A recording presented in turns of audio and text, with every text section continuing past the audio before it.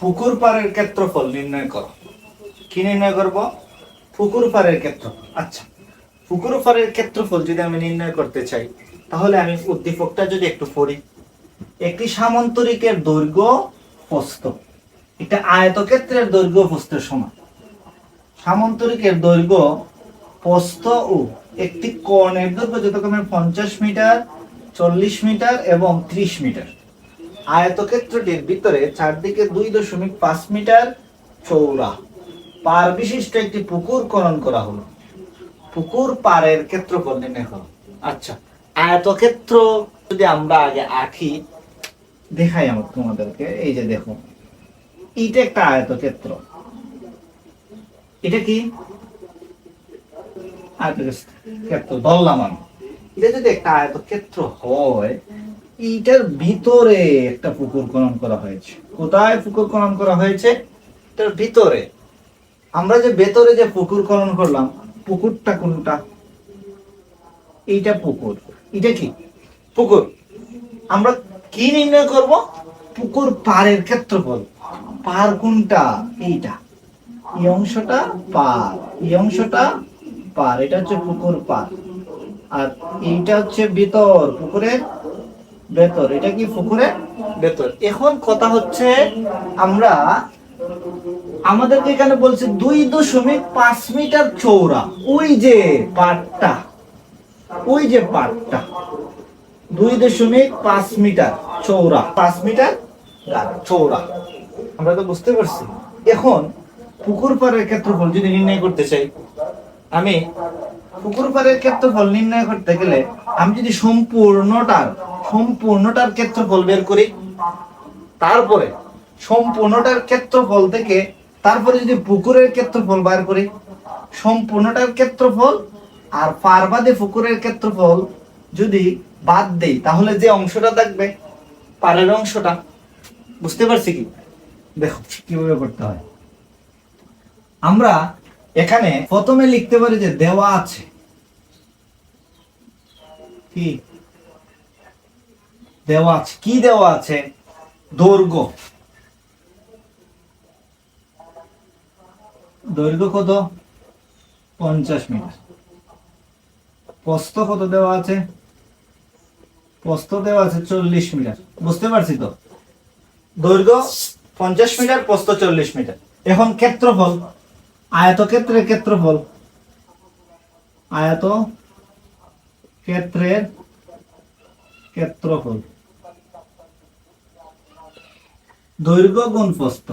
দৈর্ঘ্য গুণ প্রস্থ, এটা সবাই জানি আমরা। এটা মিটারে মিটারে বর্গ মিটার, মিটারে মিটারে কি বর্গ মিটার। আয়তক্ষেত্রের ক্ষেত্রফল দৈর্ঘ্য গুণ প্রস্থ, এটা সবাই জানে। 50 গুণ 40, 0 0 4 5 20 বর্গ মিটার। বুঝতে পারছি না? 2000 বর্গ মিটার। এখন আমরা কি করতে পারি? এখন আমরা লিখতে পারি যে আবার কি লিখতে পারি? আবার কি লিখতে পারি? যে পাড়বাদে পুকুরের দৈর্ঘ্য, পাড়বাদে পুকুরের প্রস্থ,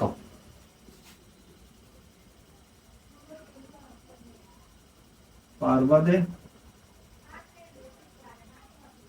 পুকুরের দৈর্ঘ্য।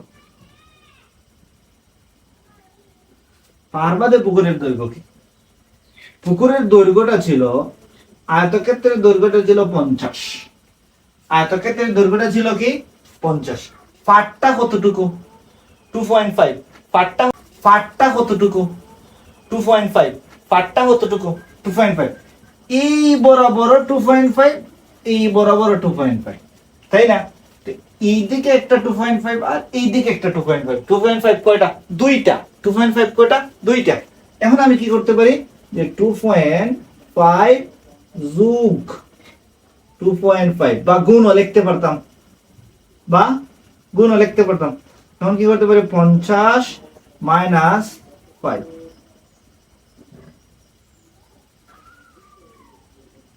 45 মিটার।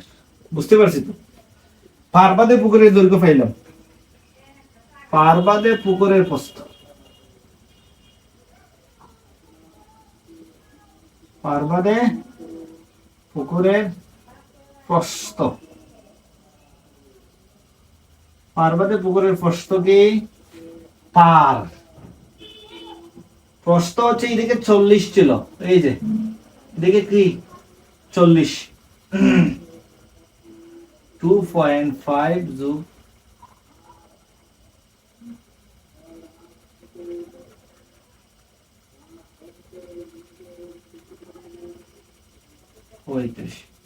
35 কি মিটার। এখন আমরা কি লিখতে পারি, পার বাদে পুকুরের ক্ষেত্রফল,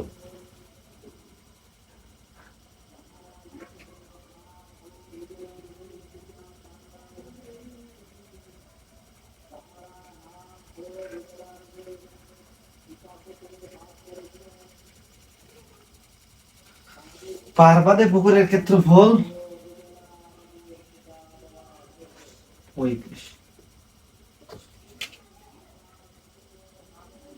1575 বর্গ মিটার, বর্গ মিটার, 1575 বর্গ মিটার। এখন আমি পুকুর পাড়ের ক্ষেত্র,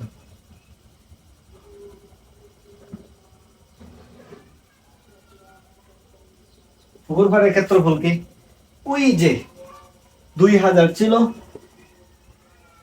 2000 থেকে 1575 বাদ দিব, 1575 বর্গ মিটার, 1575 কি বর্গ মিটার যদি বাদ দেই, 1575 2000 থেকে 1575 বাদ দিলে 425 বর্গ মিটার কি বের হয়েছে, 425 বর্গ মিটার।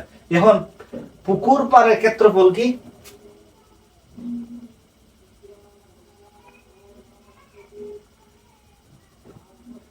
পুকুর পাড়ের ক্ষেত্রফল 425 বর্গ মিটার, এটা হচ্ছে আনসার। বুঝতে পারছি তো?